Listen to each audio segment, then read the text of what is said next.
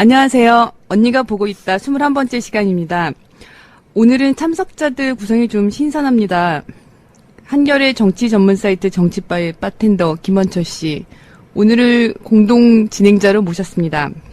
안녕하세요. 안녕하세요. 김남일 기자 휴가 관계로 제가 땜빵으로 질문자로 들어왔습니다. 네, 지금 김남일 씨 휴가라서 지금 한국에 없어요. 그래서 전화 연결하기가 어려워서 시차도 있고 김원철 씨는 그 아이디가 미남 바텐더잖아요. 그렇죠. 얼굴은 공개하지 않고 있습니다. 안타까워요. 오디오 팟캐스트라서 네, 검색하면 다 나오죠. 네. 그리고 전현직 서울시 출입기자 두 분 모셨습니다. 음성원 기자님. 네, 안녕하세요. 음성원입니다. 네, 두 달 전까지 전직입니다. 서울시 출입하다가 지금은 미래팀으로 옮겼죠? 예. 두 달 전 맞나요? 두 달 반쯤 된 것 두 달 같습니다. 반쯤 됐으니까. 네. 그리고 이민택 기자님 오셨습니다. 네, 한겨레 이민택 기자입니다. 반갑습니다. 네. 오늘 전현직 서울시 출입기자들을 모신 까닭은 박원순 서울시장에 대해서 이야기를 하기 위해서입니다.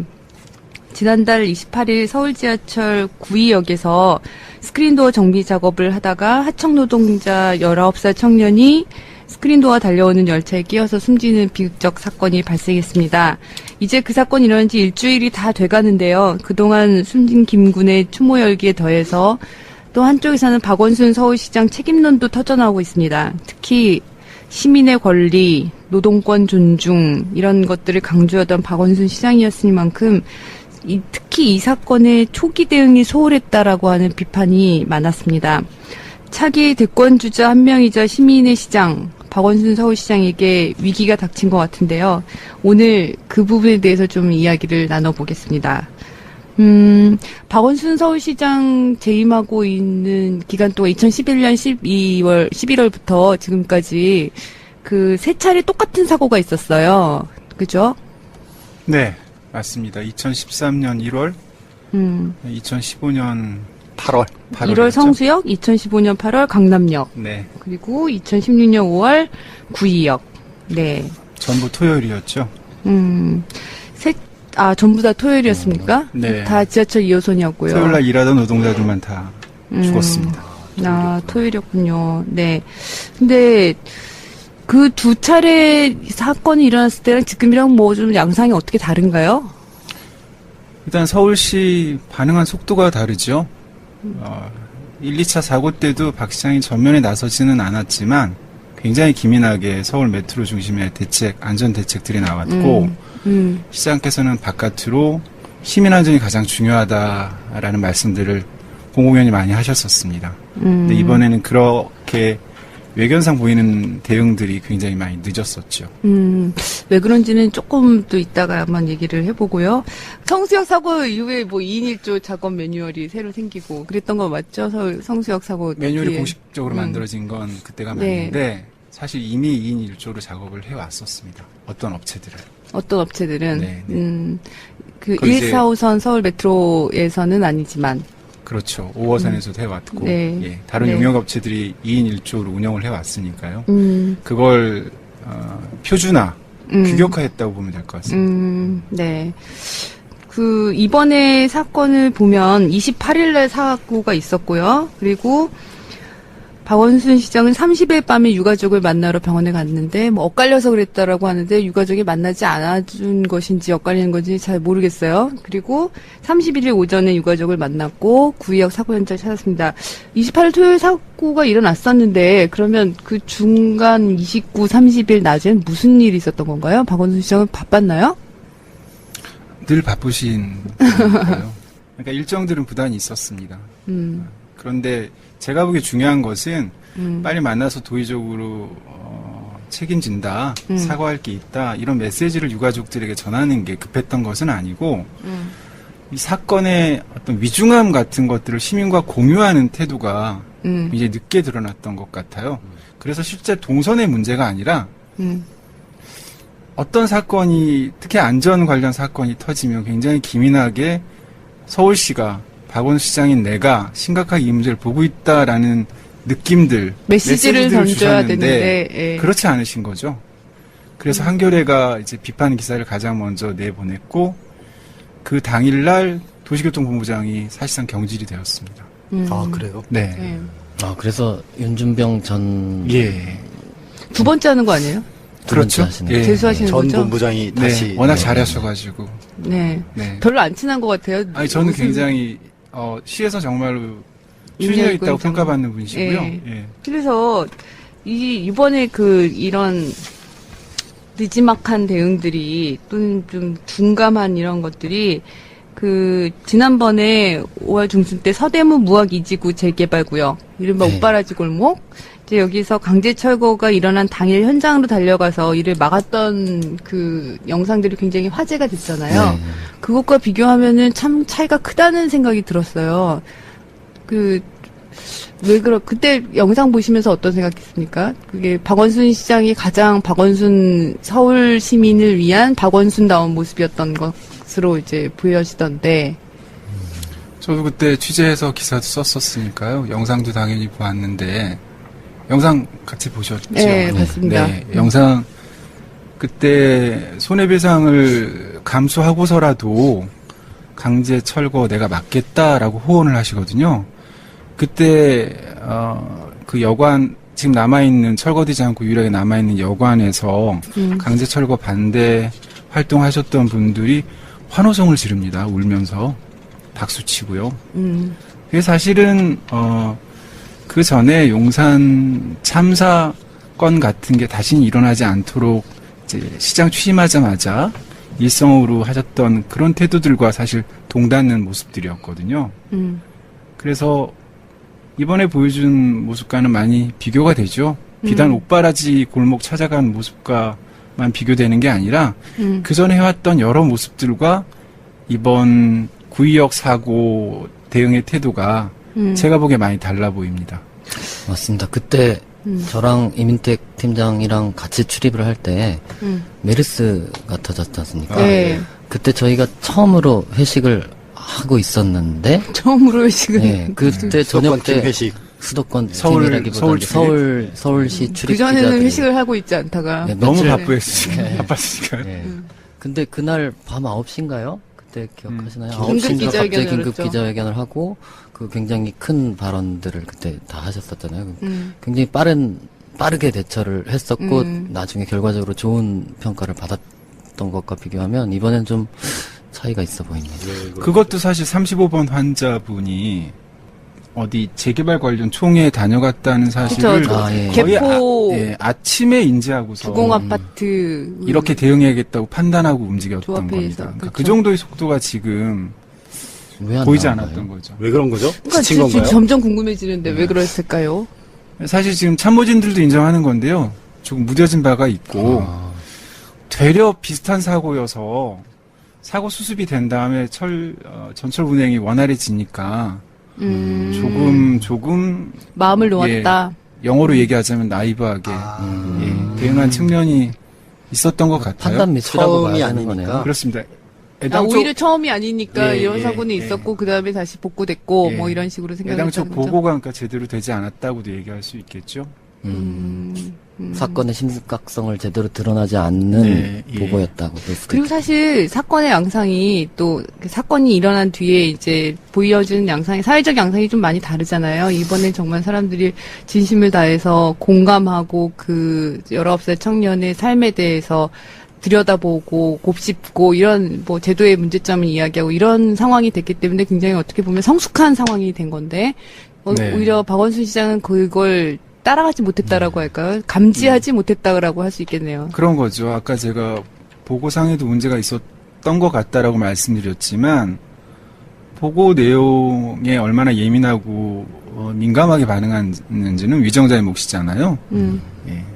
그래서 박 시장의 책임이나 잘못이 보고와 연결해서 줄어드는 것 같지는 않습니다. 그 보고 라인이 뭐 최근에 좀 바뀌거나 한 게 있나요? 그렇지는 않습니다.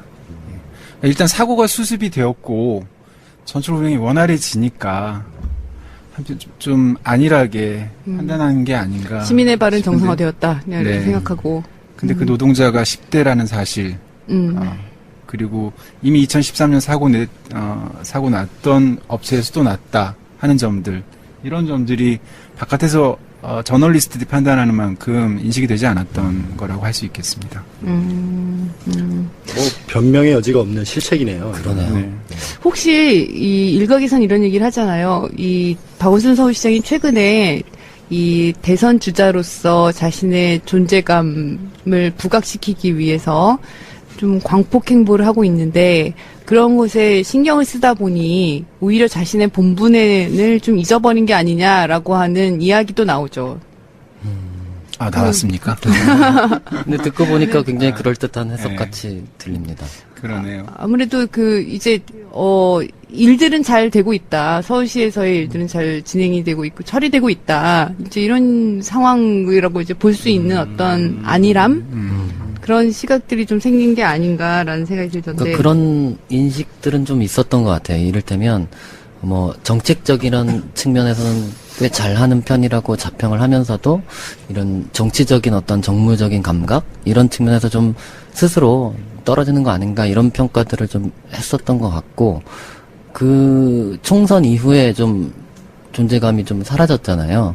그 부분에서 좀 뭔가 조급해하는 힘이 있지 않았을까. 제가 출입을 하지 않았기 때문에 모르겠지만 그런지 않았을까.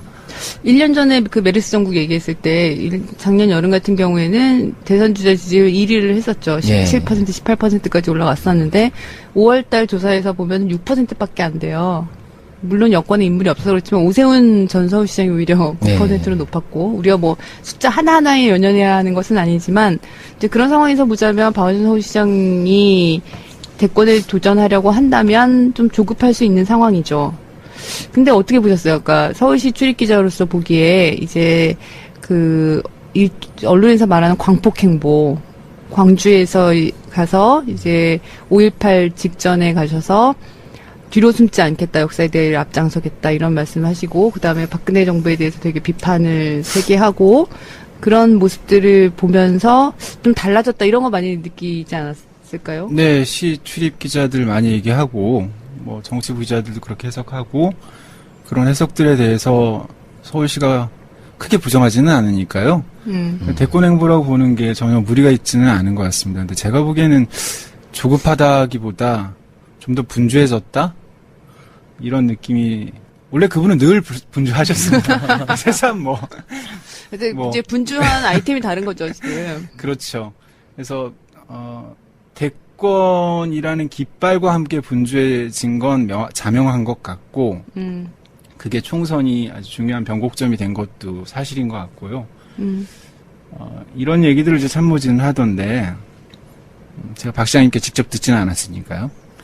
일단 총선 통해서 민심을 확인했다. 그걸 보니 나도 할 말을 해야겠다. 지금 정부에 대해서. 그게 하나가 있고 할 말을 하려면 서울시장 행정가로서의 역할에만 국한이 될 수는 없겠다. 이렇게 이제 다부지게 마음을 먹은 것 같아요. 그렇게 참모진도 얘기를 하고. 그래서 대외적인 발언을 하는데 거침이 별로 없는 것 같습니다. 아니, 제가 되게 차이를 많이 느낀 것이 2014년 그 지방선거 직후에 그 당선된 지자체장들을 중심으로 해서 이렇게 인터뷰를 쭉 했었거든요. 그래서 당시 출입했던 이지은 기자랑 같이 가서 둘이서 함께 인터뷰를 진행했었는데. 저도 있었는데. 맞아. 있었죠, 같이. 우리 셋이 같이 했잖아요, 음성원장. 제가 타자를 쳤죠. 네. 기억하지 못하는 것 같은데요, 타이피스트들을? 기억하고 있습니다. 그 토요일 날 가서 했잖아요. 그때 토요일, 일요일 날 그게 당선된 바로 직후 그 주였을 거예요. 5개 매체인가를 다 소화를 했죠. 맞습니다. 근데 그 다음날 월요일치에 봤을 때, 지면을 봤더니 모든 기사가 똑같았죠. 얘기되는 기사가 없었죠. 얘기되는 기사가 없이 전부 다 같은 내용만 한 개면을 깔았어요. 그리고 어떻게 질문을 해도 정말 요리조리. 정말 그 기억이 나는 게 당시에 문창극 그 총리 후보가 그 지명자가 있었는데 그때 이제 엄청난 발언이 막 그 문제가 됐잖아요. 그래서 거기에 대해서 어떻게 생각하냐고 했더니 그에 대해서조차도 대답을 안 했었어요. 그리고 박원순 시장은 박근혜 정부랑 각 세우는 일에 대해서는 전혀 이런 반구하지 않으시고 정말 저도 그때 기름장어 같은 생각을 솔직히 했었거든요. 반반화법. 반반화법 아니 반반도 안 해주시더라고요. 보니까. 저도 타이핑하면서 좀 의아했습니다. 도대체 왜 이렇게까지 조심스러워 해야만 하나. 그랬군요. 그쵸. 이게 좀 의구심이 들었었어요. 그때는 모든 것들은 시민입니다. 모든 가치는 시민입니다 말고는 사실 하는 말씀이 없었고 뭐 그런 상황이었기 때문에 이번에 보면 굉장히 격세지감이 느껴졌다고 할까? 박원순 시장의 입이 트였다. 특히 이런 총선 생각이 듭니다. 끝나자마자 이제 강주 가서 내놓은 메시지 같은 건 거의 사실 대권 메시지 아닙니까? 그렇게 보는 그렇죠. 데서도 전혀 무리가 없는 것 같고 음. 실제 정치, 경제, 남북관계 문제별로 굉장히 주력해서 메시지들을 담았다고 해요. 경제 화두도 거기서 사실 던져졌습니다. 경제와도요? 네, 시민들이 알아채지는 못했지만 뭐였죠? DJ 노믹스의 버금가는 아, 광주였으니까 또 대동경제. 대동경제, 그렇죠. 네. 그 경제민주화를 다르게 이름을 붙인 거군요. 예, 그걸로 이제 서울시가 해왔던 어떤 경제 시정, 앞으로 할 경제 시정들을 좀 묶어내려고 하는 욕심이 있는 것 같아요. 대중경제, 대동경제. 대동경제. 너무 이어서 무라카이 느낌이 확 나는데요. 아니, 경제민주화는 한 재작년? 작년? 고풍스럽다는 작년부터 느낌이 드네요. 열심히 이름을. 하려고 했던. 지난해 하반기부터 열심히 네, 했었죠. 그 일각에서는 이제 그런 얘기도 있었어요.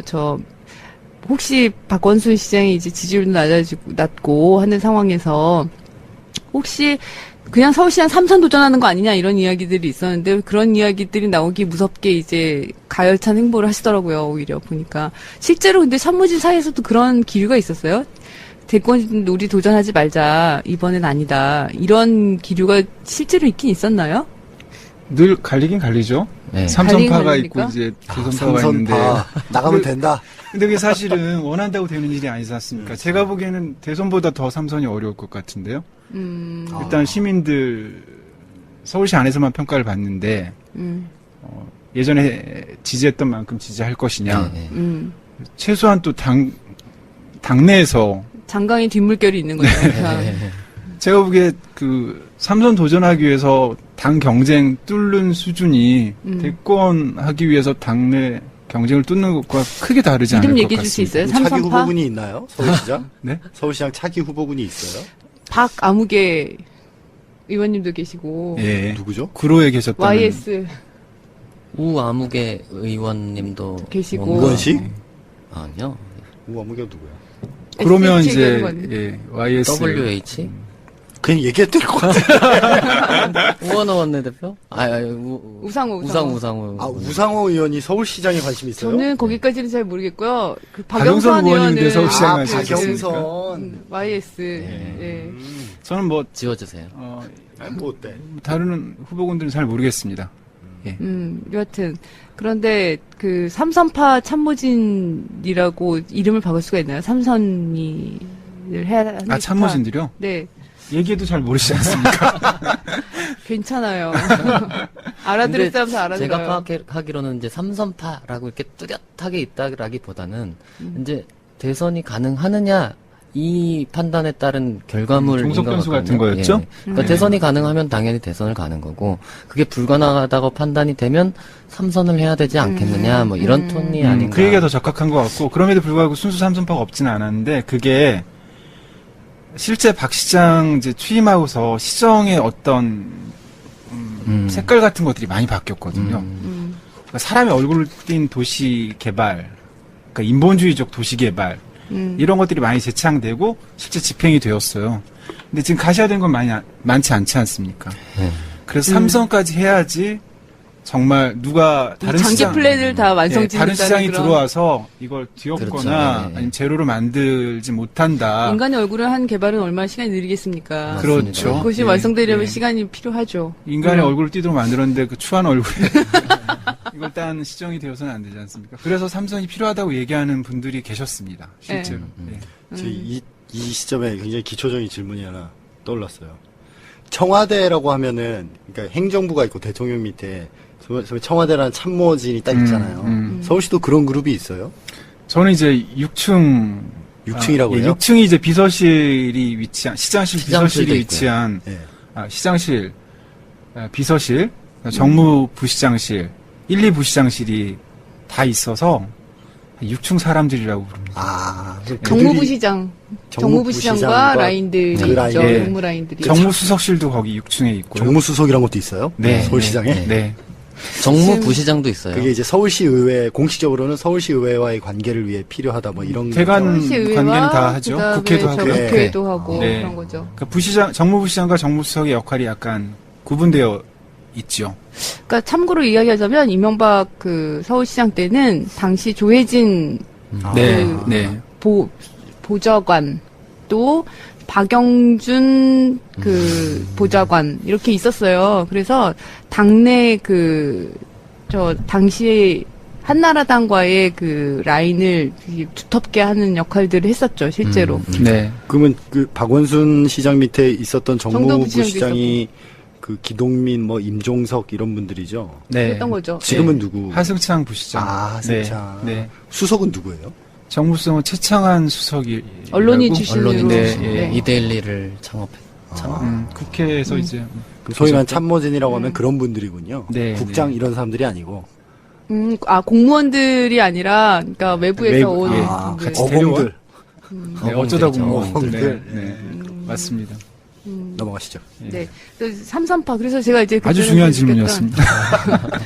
그렇죠. 서울시는 누가 정치를 하나 이런 거 궁금하잖아요. 네. 네.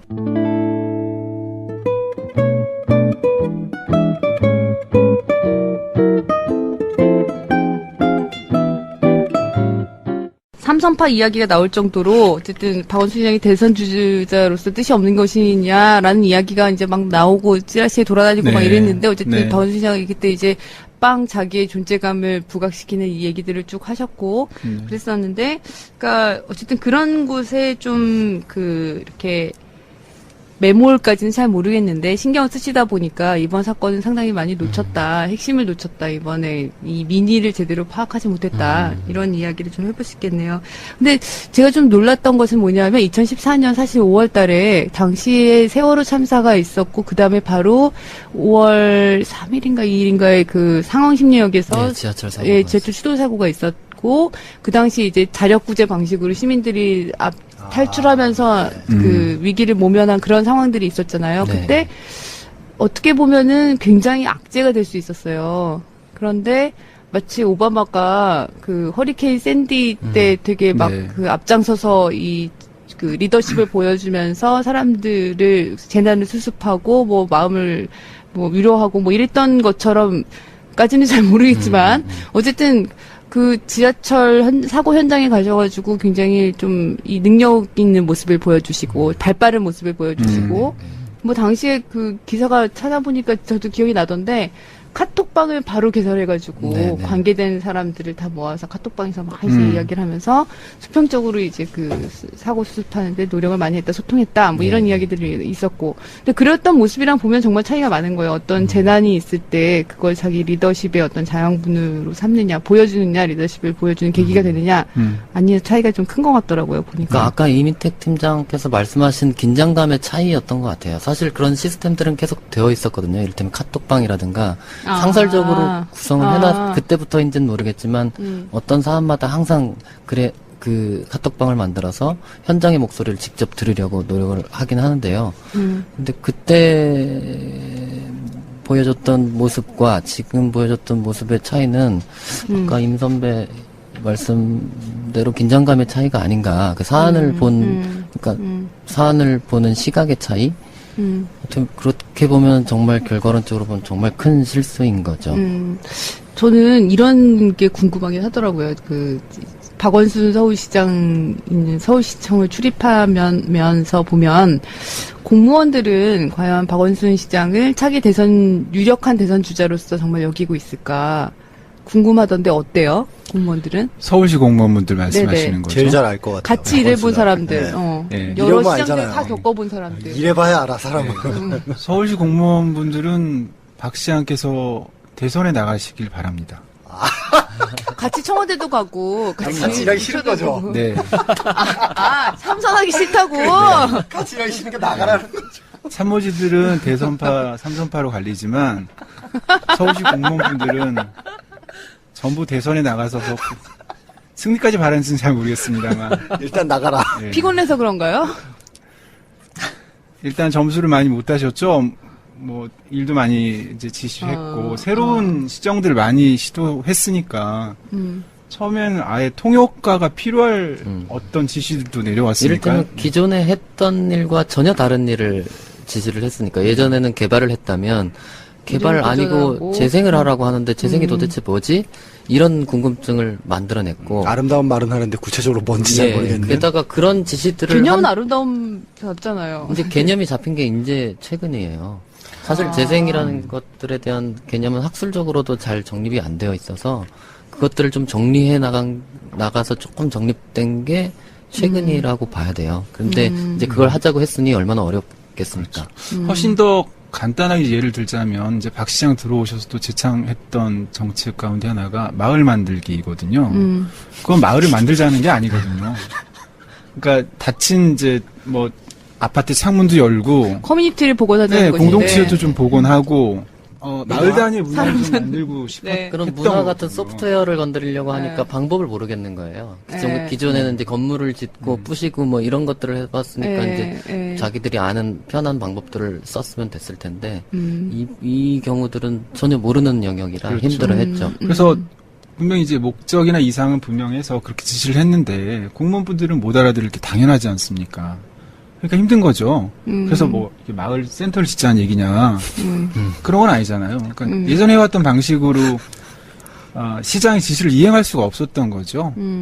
그래서 초반부터 많이 힘들어했고 그래서 보고를 이제 뭐 마음에 안 들죠. 뭐, 네, 보고를 하러 이제 네. 과정이 들어가면 결제를 내서 엔딩을 시키는 게 아니라 99가지 또 과제를 새로 주니까 이제 서울시장 공무원이 희망제작소 능가해야 되는 요원들이 어떤 돼야 되니까 쉽지가 않죠. 오히려 희망제약 그렇죠. 쏘는 아이디어 던지고 재현하고 이런 수준에서 이거는 이제 집행을 일을 하는 마감하는 데 것인데. 하는 것도 많이 있지 않습니까? 근데 여기는 늘 예산 가지고 움직이고 예산이 어떻게 쓰였는지도 검증해야 되고 하는 과정들이 있으니까 보고가 훨씬 더 촘촘해야 되고 네. 가셔야 되는 뭐가 있어야 네, 되거든요. 네. 근데 이명박 서울시장 시절에 서울시청 분위기는 제가 듣기로는 당시에 청계천 사업도 있었고, 뭐 버스 전용차로 사업도 있었고, 이런 굵직한 사고이기도 했어요. 네. 어쨌든 있었는데 그때 당시엔 되게 공무원들이 야심이 있었어요. 그러니까 야심가 공무원들이 있었고 진짜 제가 아까 청와대 가길 바란다는 거는 정말 자기 청와대 가려는 공무원들이 있었거든요. 진짜로. 그래서 같이 뭐 원세훈 전 국정원장 같은 경우가 부시장 하면서 야심을 같이 키우는 그런 네. 케이스죠. 그러니까 그렇기 때문에 그러니까 서울시 정말 공무원들이 그런 어떤 힘겨움, 개념을 알아먹기 힘들다, 이런 것들이 있다 하더라도, 어쨌든 이 사람이 어떤 지도자로서의 그런 모습을 보고 있는지, 그 부분은 좀 그건 또 조금 궁금한 또 것 차이가 같아요. 있다고 생각하는데 이때는 이를테면 개념 자체도 어렵지 않았고요. 열심히 하면 되는 예전부터 하던 일을 하면 되는 거였죠. 더 잘하고, 더 빨리 하고, 더 거세게 하고 많이 이런 하고. 거였죠. 예. 더 많이 하고, 그치. 그리고 이명박 전 시장 전 대통령의 그 스타일이 그 청계천과 버스 중앙차선 이외에는 모든 걸 공무원들 스스로 알아서 하라고 맡겼대요. 그렇죠, 그러니까 공무원들은 그렇죠. 얼마나 신났겠어요. 자기 생각대로 할 수 있으니까. 근데 박원순 시장은 모든 분야에 대해서 이건 이런 방향으로 가야 되고 그것도 기존 방향과 다른 방향으로 자꾸 지시를 내리니까 자기들이 할 영역들을 잃어버리고 흥미를 잃을 수도 있는 상황이 됐던 거죠. 근데 여기선 이유전 언니라고 불러야 되는 거예요. 뭐라고 불러요? 제가 그렇게 부르시면 앞으로 언니, 그렇게 해야 언니. 되겠다. 앞으로 그렇게 해야 되겠다. 이주연 언니께서 이제 질문하신 거에 좀 더 구체적으로 답하자면, 그러니까 미래를 같이 전망하는 정치 지도자와 함께, 네. 박원순이라는 정치 지도자와 함께 미래를 전망하려고 하는 서울시 공무원이 있냐라는 질문이시잖아요. 없지는 않아요. 근데 이명박 전 시장 때보다 많지는 않은 것 같습니다. 노골적으로 또 누굴 추켜 세우거나 뭐 이런 스타일도 아니거든요. 박원순 시장이. 그래서 그렇죠. 사람을 챙기는 뭐랄까 네. 끝까지 챙겨서 어느 자리를 주고 내가 이런 스타일은 누구 아니니까요. 고대 나왔어, 뭐라고 네, 네, 해서 네. 챙겨주고, 뭐 네. 이랬던 시절과 또 차이가 큰 네, 거죠. 네. 그러니까. 굉장히 크죠. 예. 그러니까 동지를 만들기 좀 어려운 스타일이기도 하고 성정이식인 것 같기도 하고 그럼에도 불구하고 없지는 않습니다. 예. 그런 스타일을 좋아하고 이게 새로운 21세기의 뭐 리더십이라고 생각하는 분들도 그게 있고. 참 아이러니한 게요. 그게 사실 시민들이 원하는 리더십인 거잖아요. 그렇죠. 뭐 예, 연줄 없이 그런 거 다 신경 쓰지 말고 사람을 쓴다던가 이런 걸 원하면서도 가까이서 보는 사람들은 날 저 챙겨주길 바라고. 제3자임에도 불구하고 저 사람은 사람을 못 챙겨라면서 별로 안 좋게 보는 시각도 좀 있어요. 그렇죠. 네. 그런 것들은 상존하죠. 근데 어쨌든 방금 말씀하신 걸 보면은 제 느낌에는 약간 그 시민단체에서 오래 일을 하신 분의 그 스타일이 이 돈을 잡고 책임을 지고 일해야 하는 정부 조직하고 조금 안 맞는 부분이 있는 거 아닌가 이런 생각도 들어요. 그럴 수 있을 거예요. 그리고 박 시장은 기본적으로 공무 조직에 대한 불신이 좀 있었습니다. 지금도 그런가요? 지금 많이 치유하셨. 치유. 많이 바뀌셨죠. 어쨌건 시장으로서는 병이잖아요. 그렇죠. 정이죠. 자기 수하를 무시한다는 건 병이니까. 그렇죠. 그럼 의처증, 의부증보다 더 심한 병인 거죠. 어쨌건 의심해야 될 게 아니라 이제 동료해야 될 대상이었으니까 지금도 불신하고 있다면 그건 병인 것 같고. 근데 초반에 취임하고서는 정말로 많이 의심을 했거든요. 불신을 했거든요. 그 드러날 정도로. 근데 예전에 계속 관을 봤을 때 시민단체 지도자로서 관을 봤을 때 그런 사례들을 많이 경험했을 거 아닙니까? 그래서 초반의 그런 태도는 당연하다고 저는 보는데 지금도 그렇다면 그건 병인 거죠. 어쨌든 지금 많이 병은 지금은 치유되고 안 계시다. 그렇게 치유되고 계시다. 지금은 그러니까 같이 이제 동료에 가면서 좀 더 구체적으로 업무를 진행하시면서 이제는 불신하고 의심하기보다는 지시하는 것으로. 그리고 업무 스타일도 많이 바꾸셨어요.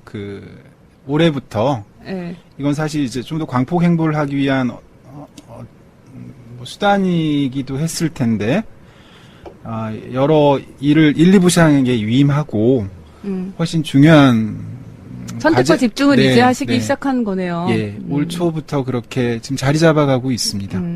하겠다고 했던 것까지는 제가 기억나는데 네. 잘 하고 있나요, 그렇게? 뭘 선택하신 거죠? 그러니까 주요하게 얘기했었던 과제들이 있으니까요. 시민안주도 당연히 거기에 포함됐을 테고 마을 만들기나 거버넌스 이런 문제들 그리고 서울역 고가 공원도 직접 챙겨 보시는 것 같고요.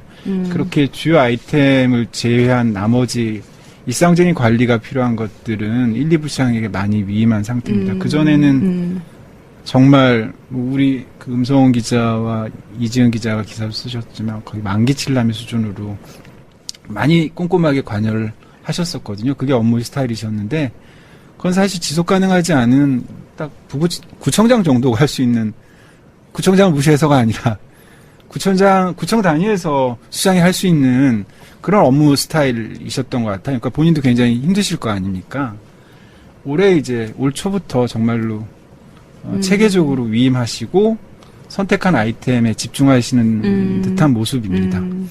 박원순이라는 인물이 이제 정치 지도자로는 사람들이 잘 접하지 못하고 그래서 정보가 좀 없는 것 같은데 제가 최근에 그 보도됐던 아까 초반에 옥바라지 얘기하셨는데 그 관련 기사를 좀 보다가 어떤 생각이 들었냐면 여기 이런 내용이 있어요. 서울시가 왜 이제야 나섰느냐.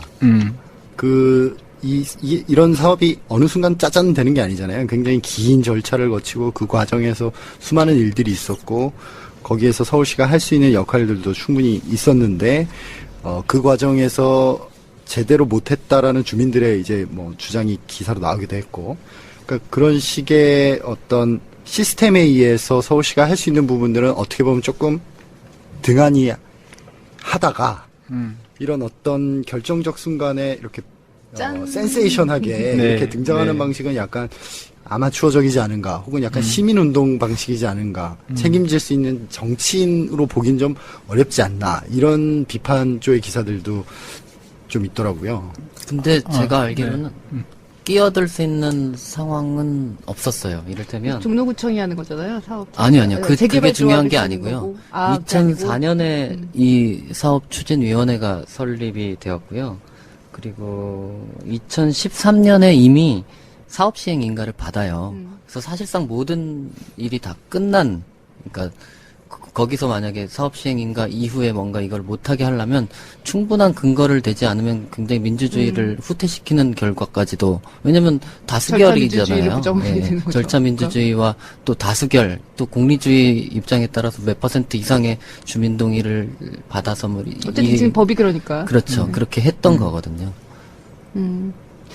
근데 어쨌든 본인이 손해배상 소송을 나한테 해라. 내가 소송 당하겠다라고 하면서 갔던 모습은 굉장히, 그러니까 말씀하신 것처럼 되게 시민운동가적인 그런 모습이었던 거고, 거기에 관해서 막 환호하면 거의 졸도할 정도로 네. 좋아하셨던 그런 또 철거민의 입장이라든가 이런 것들은 사람들에게 뭔가 깊은 인상을 주었는데, 그게 이제 어떤 정치인적인 그런, 정치는 법과 제도만 안에서만 할 수 네, 있는 넘어설 수 것들을 있는 넘어서려는 그런 시도니까 그럴 수는 있을 것 같아요. 2014년 8월에 한겨레가 쓴 기사에 그런 게 있더라고요. 사전협의체라는 게 이제 서울시가 이런 상황에 대비해서 운영하고 있는 건데, 그게 굉장히 무성의하고 뭐 되게 형식적으로 그렇죠. 운영이 되고 있고, 그런 거에 대해서 세입자들이 굉장히 불만을 많이 토로해 왔고, 서울시의 이런 시정이나 적극성을 요구해 왔는데, 그럴 때는 일종의 세입자들이 느끼기에는 수수방관하다가 뭐 좀 그건 충분히 그럴 수 있었다. 그런 거 아니냐. 뭐 왜냐면 비판하는 그 쪽에서는 일선 공무원들의 행동까지 다 컨트롤이 그렇지. 가능한 게 아니기 때문에. 옥바라지 골목은 저도 세세하게는 잘 모르는데, 왜냐하면 조합의 사정까지 사실은 이제 이해하고서 얘기할 수 있는 소재여서, 그럼에도 불구하고 다른 재개발 지구랑은 좀 달랐던 것 같아요. 거기가 반대하는 분들이 아주 이제 견고하게 초반부터 이렇게 움직였던 것 같지는 않고, 맞아요. 예. 일단 꽤 이제 도시 개발 과정, 그러니까 결정 과정들이 진척이 되었다가 이게 불거지는데, 그러니까 그때는 절차적으로 맞서기가 조금 예. 곤란한. 그러니까 이 사례가 약간 좀 특이한 사례인 게, 사실은 이를테면 뭐 철거, 뭐 강제 퇴거, 그리고 뭐 보상, 뭐 이런 걸 둘러싼 갈등 문제거든요. 그러니까 모든 개발 사업에서 나타나는 갈등이 똑같이 여기서도 벌어졌던 건데, 이게 유독 이슈가 됐던 이유는 옥바라지 골목이라는 그 역사성. 브랜딩 혹은 역사성 이것 때문이라고 보거든요. 그래서 원래는 이 강제 철거 당하고 퇴거하는 사람들이 반대를 했지만 힘을 못 받고 있었어요. 되게 소수이기도 했고 이미 법적 절차가 다 끝났으니까. 근데 어느 순간 갑자기 옥바라지 골목이라는 어떤 이슈가 딱 나온 거예요. 그리고 그 역사를 지켜야 한다는 그 어떤 그룹들이 여기에 들어가게 된 거고요. 그러면서 힘이 받으니까 그 철거 문제가 갑자기 이쪽으로 전이가 됐어요. 그러니까 갑자기 화제가 역사 되고. 문화 정체성 위주로 이제 가면서 그렇게 된 거죠. 근데 이제 사실 서울시 얘기를 좀 이 부분에 대해서는 좀 들어봤었는데, 서울시는 사실 이 역사성에 대해서 자신이 없었어요. 왜 그러냐면 이 근거, 원래 공무원 조직이라는 게 근거를 되게 따지지 않습니까? 역사 근거들이 다 있어야 하는데 그게 만들어져 있는 상태는 아니에요. 물론 옥바라지 골목이라는 근거가 좀 약하다. 그러니까 근거가 그렇겠지. 뭔가 일어났겠지. 그 활동들이 당연히. 그러니까 그런데 사료 같은 게 있어야 뭔가 좀 적었어야지. 한다거나. 구전이겠지. 그게 뭐 있겠어요. 예. 근데 뭐 구전도 좋다고 생각합니다. 구전이 있었을 때 뭔가 서울시에서도 빨리 찾아내고 기술을 기록을 뭔가 하여. 뭔가 역사 사료들을 스스로 생산해낼 수도 있었잖아요. 근데 그러지 못했던 건 이미 사업이 다 진행돼서 떠날 사람 떠나 있었고 뭐 어쨌든 어떻게 바꿔내기가 어려운 상황이라고 인지를 해서 뭔가 그런 상황이었기 때문에 이걸 뭐 더 개입을 해서 뭐 해야 된다 이런 생각을 안 했던 것 같아요. 그러니까 중요한, 그러니까 옥바라지 골목 무학 2 구역이죠. 거기랑 관련해서는 지금 중요한 대목인데, 고증이 잘 안 됐다는 거예요. 서울시가 보기에는. 사실 그 재개발이 법적으로 진행이 된다 하더라도 문화재가 발굴이 되거나 하면 중단시킬 수 있거든요. 옥바라지 이제 그런 식으로 접근을 할 수밖에 없는 단계였는데, 진짜 옥바라지가 있었느냐, 뭐 심지어 뭐 백범 선생도 거기랑 닿아서 이제 뭐 옥바라지도 되었다 이런 얘기까지 돌았는데 그게 사실이냐, 이런 일단 사실관계가 사실 부정확한 것들이 좀 있는 것 같아요.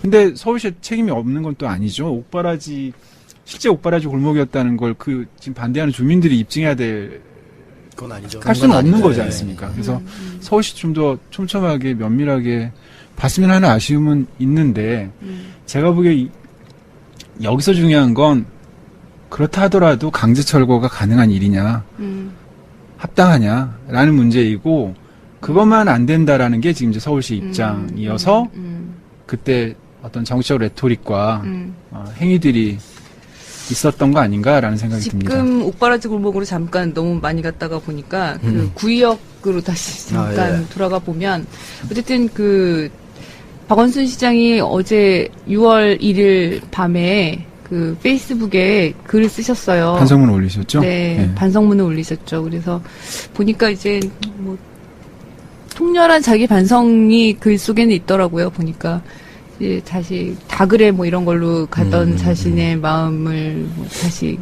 초심을 돌아보겠다라고 하는 의지와 다짐이 있던데요. 그러니까 앞으로 이제 어떻게 될까요? 그 이 사건의 이후에 정말 제도를 바꾸고 위험의 외주화를 하지 않겠다.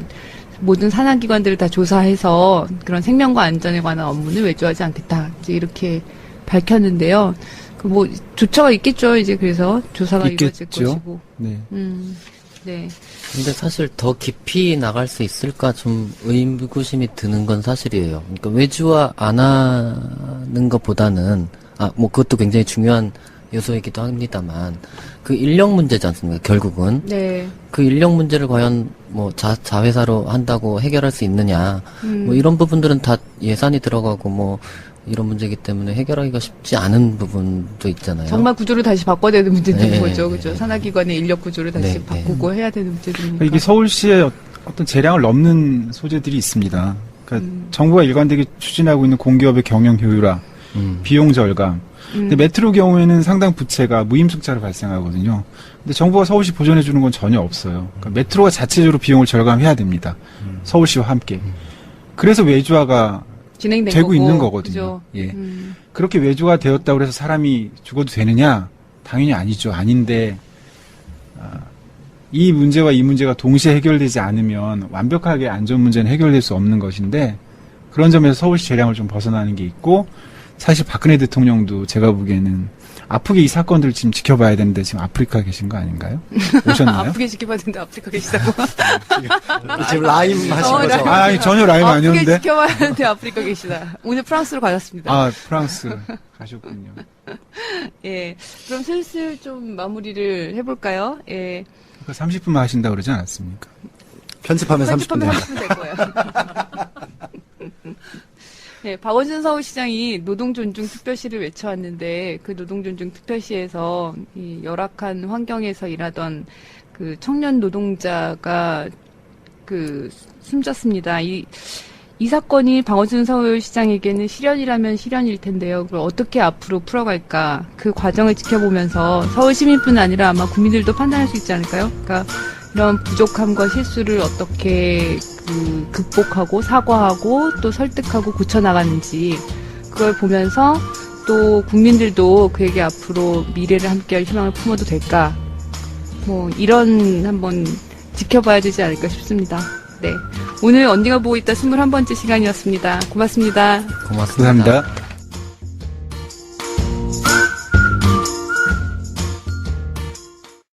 마지막에 너무 느끼하게 갑자기 막. 결국 이거 지하철 요금 올려야겠네요. 그러면 해결할 수 있는 거 아니에요? 이게 진짜 너무 돈 없으면 안 되잖아요. 너무 이게 문제는 이게 보면은 그렇게 하면 올려야 돼. 그다음에 지하철 무임승차도 하지 말아야 돼. 그치? 그러면은 사람들이 뭐 서민의 뭐 호주머니를 턴다 뭔다 이런 얘기 하지 말아야 돼. 그러면은 다 그런 문제 아니야? 사실? 그러니까 일종의 증세 없는 복지 안 되니까 증세하면 되는 거 그 아니에요? 세금을 많이 받아야죠. 아니, 100원씩 올려. 지하철 요금 올라야 되는 거야. 올려야죠. 그 정도를 결단해야 되는 거 아니에요? 그건 서울시장이 할 수 있는 거 아니에요? 그러네요. 그러면 이제 이 얘기를 대권 실패하니까. 지금 녹음은 되고 있어요. 그러면 가져먹고 있는데? 지하철 요금 올리면 대권 실패하는 그러니까 거예요. 그런 걸 결심하는 게 정치가가 해야 되는 거 아니냐는 거죠. 저도 동의합니다. 정치가라서 그걸 결심 못하는 거지. 행정가라면 결심하는데.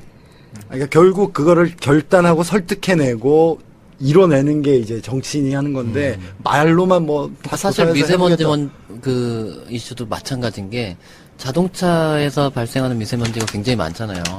근데 그 자동차, 이를테면 서울로 진입하는 자동차들에게 이를테면 뭐 주차 요금을 굉장히 많이 받는다거나, 혹은 뭐 터널로 혼잡세 들어올 때 받거나. 혼잡세를 받는다거나, 이게 굉장히 좋은 해법이거든요. 근데 그렇게 하는 순간 다음번 시장은 불가능하니까 흩어질 것도 예상이 되니까. 근데 대중교통, 지하철 같은 건 저는 약간 복지 개념도 있어서 훨씬 더 이제 꼼꼼하게 판단하긴 해야 될 것 같아요. 근데 적자를 메꿔줘야 되느냐. 예, 다른 세금을 걷어서. 예. 근데 KTX나 이런 건 아무튼 보전을 해주거든요. 뭐 정부 철도이기도 하니까. 예. 근데 지하철은 사실 서울시 혼자 감당하고 있는 게 있죠. 그러니까 이 정도 추멀기가 이렇으면은 그런 얘기 한번 해볼 수 있을 것 같긴 해요. 세계적으로 또 그렇게 비싼 건 아니잖아요. 맞아, 우리 싸죠. 싼 편이죠. 페이스북에 글을 올렸는데. 네, 봤어요, 저도. 그치? 예, 예. 그 사건을 보니까 이게 진짜 이게 간단한 이야기가 간단하게 아니라 하죠. 그냥 우리가 울고 막 그냥 같이 공감하고 이런 문제를 끝날 게 아니라 내가 호주머니에서 내가 돈을 낼 용의가 있느냐 없느냐. 그러니까요. 시민들한테 거기까지 그걸 결정되는 물어야 거지. 돼요. 나는 정치인이라면 이럴 때 딱 근데 물지만 지금 할 상황에서 거에다 그럴 물어야 수가 없는 게 이를테면 불평등이 극대화돼서 나타나고 있는 와중에 갑자기 모든 지하철 저소득층에게 요금 돈을 올리자. 걷자라고 하면은 그건 말이 안 되는 거예요. 그건 그래. 불평등을 먼저 해소한 뒤에 뭐 학생 할인은 해주고 노인도 무료 계속 해주고 뭐 이런 게 좀 세금 가야지. 다른 거